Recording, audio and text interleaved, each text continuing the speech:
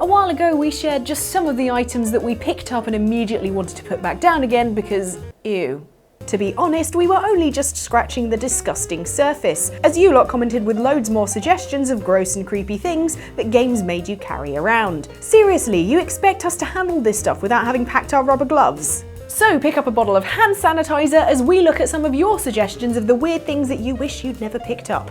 Oh, and beware spoilers for the following.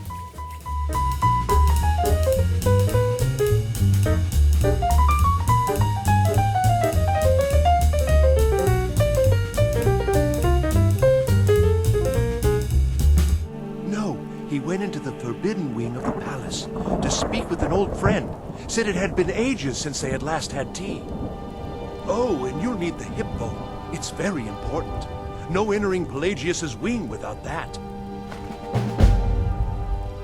As Huey Lewis in the News famously sang, it's hip to be square, although that song came out in 1986, so its advice on being hip is now dangerously out of date and should only be followed at your own risk. And risk is exactly what the most famous hip in Skyrim will get you, though not before grossing you right out, as noted by commenter Sam Silber. What about Pelagius's hip bone in Skyrim? Not only is it a smelly, decaying hip bone belonging to an insane king living hundreds of years ago, but it's completely useless other than activating a quest, and you can't drop it until you've done it. All true, and upsetting, because dropping the hip bone of Pelagius III is exactly what you'll want to do when you first find it stuffed into your inventory. You have the grungy old bone thrust upon you by the peculiar Dervenin in Solitude, who entreats you to find his lost master before leaving the old pelvis part in your possession. It turns out that the hip bone is connected to a mysterious wing of the Blue Palace in Solitude. Which is weird, because we'd always been taught that it was connected to the backbone, and the backbone's connected to the neck bone, and the neck... Fine. When you journey into this abandoned wing, you'll find yourself spirited into the mind of Pelagius, the long-dead and famously mad king and former hip bone owner. Marty, Pelly, my dear. Oh, I couldn't. It goes right through me. Besides, I have so many things to do. So many undesirables to contend with. Naysayers, buffoons, detractors. Why, my headsman hasn't slept in 3 days. Who now resides in this world between worlds with Sheogorath, the Daedric Prince of Madness. Wrong! You can tell Sheogorath is insane because he's matched purple with orange in a look only attempted by the truly unhinged. Huh? Huh? Didn't see that coming, did you? Once you treat Pelagius' condition with a series of surreal challenges, wonderfully done! Pelagius is finally ready to love himself. You return to Skyrim with a new magic stick weapon from the Prince of Madness himself, but horrifyingly, the dead king's hip bone will still be in your inventory.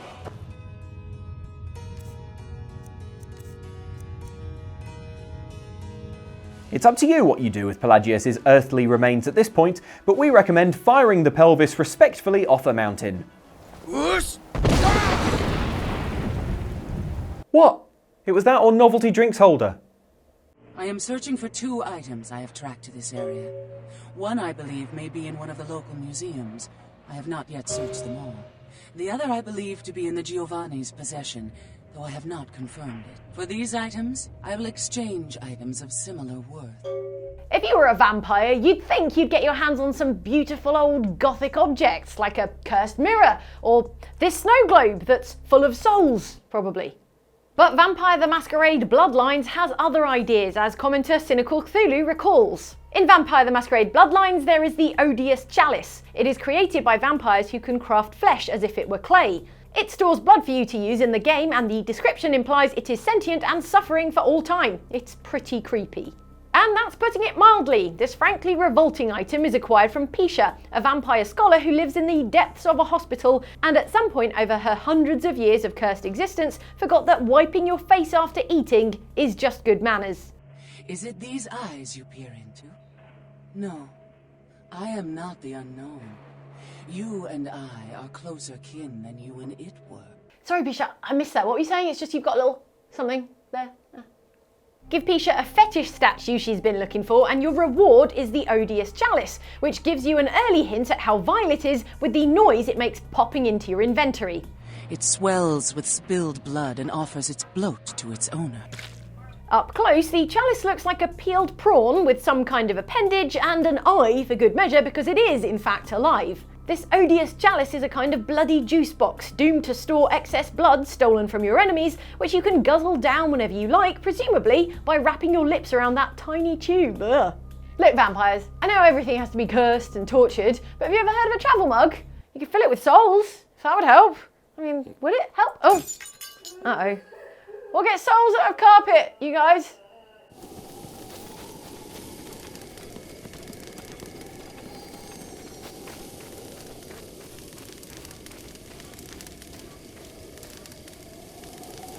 You've got to be pretty confident to think that you can defeat someone called the Hero of Time. I mean, who can beat the Hero of Time?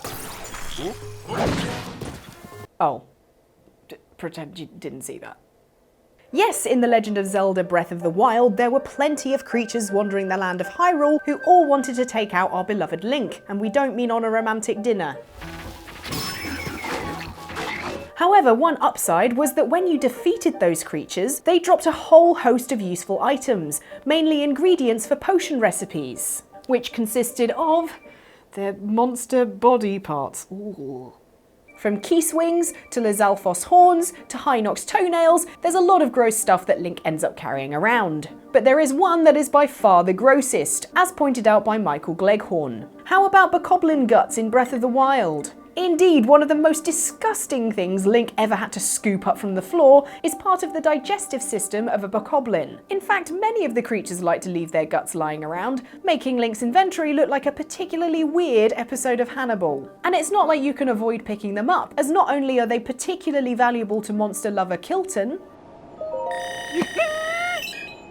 but they're often required by the Great Fairies to make important upgrades to your gear.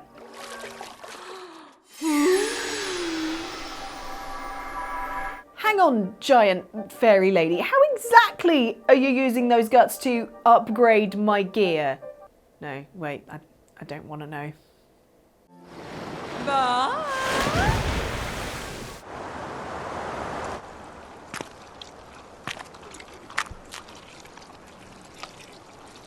Are you cold?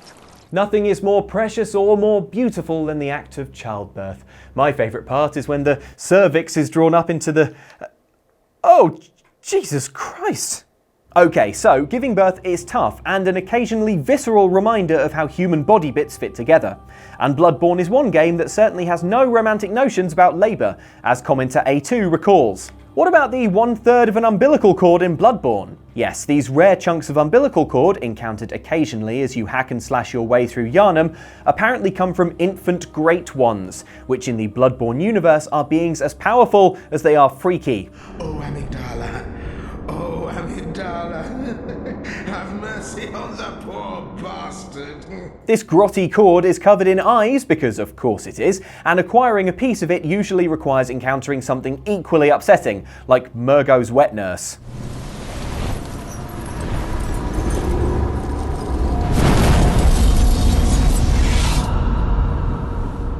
Toting these bits of eye-having umbilical cord around is bad enough. But what's worse is how you can ultimately get rid of them, which is by doing what's written on screen now, because I think if I say it out loud, I might faint. Though now I'm just thinking about it. Oh. But chowing down on these wrinkled lengths of Great One flesh is something many Bloodborne players were forced to do, because swallowing 3 gets you a secret ending to the game, where you fight a boss called Moon Presence as if that's some kind of special treat.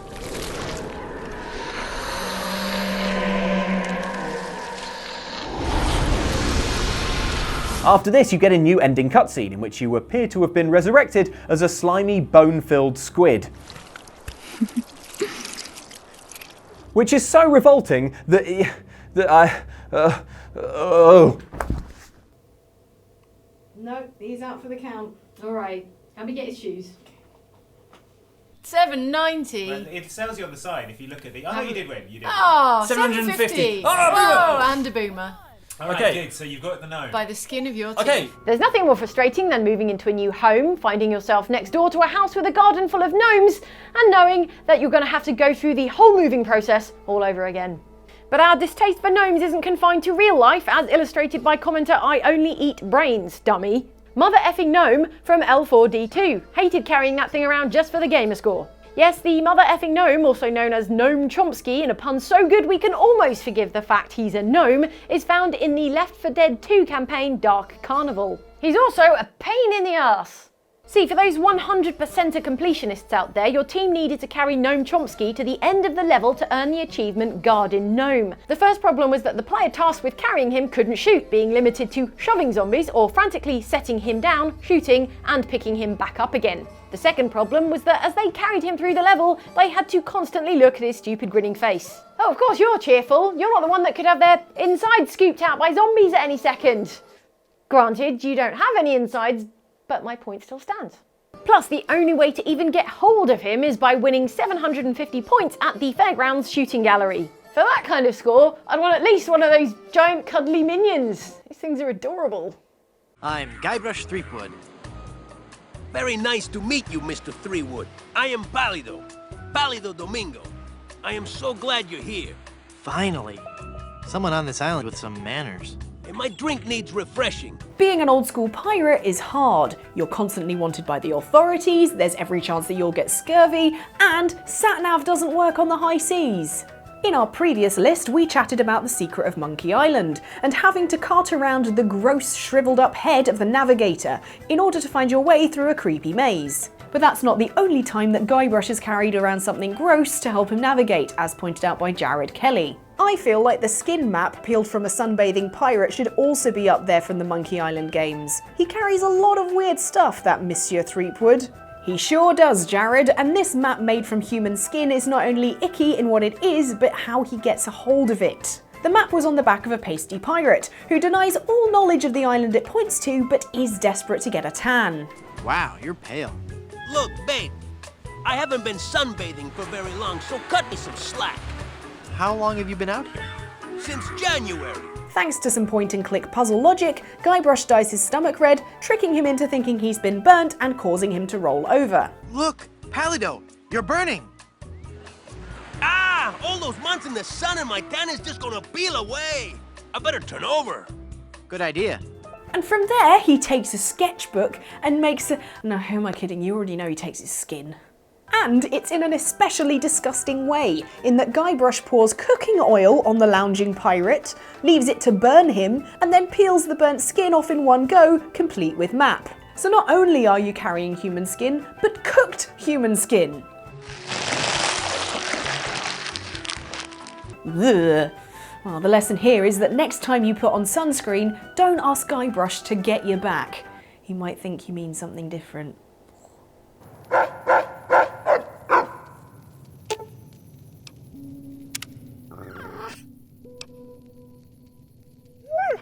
Fallout New Vegas is a tale of revenge and bitter conflict in which you also get to find a replacement brain for an Elvis impersonator's robot dog.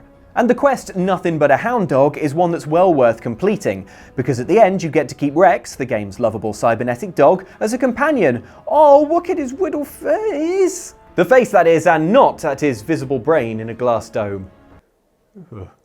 Becoming best pals with Rex necessitates lugging around perhaps the most unsavoury item on this whole list. It's certainly the sloppiest, as commenter Throttle Kitty notes. Fallout New Vegas. Why must I keep all these dog brains on my person? The reason is simple. Rex has a condition that's making him behave oddly, and it's up to you to find him a new brain, as his rock-and-rolling Elvis impersonating owner, the King, implies. And they said his brain is bad or something. Sounds like a case of suspicious minds, am I right? Boo. Thank you very much. Rex's brain can be swapped out for a number of alternatives scavenged from around the wasteland. These, as you might have predicted, must be removed in some way from a healthy dog. Healthy, that is, until they came across you.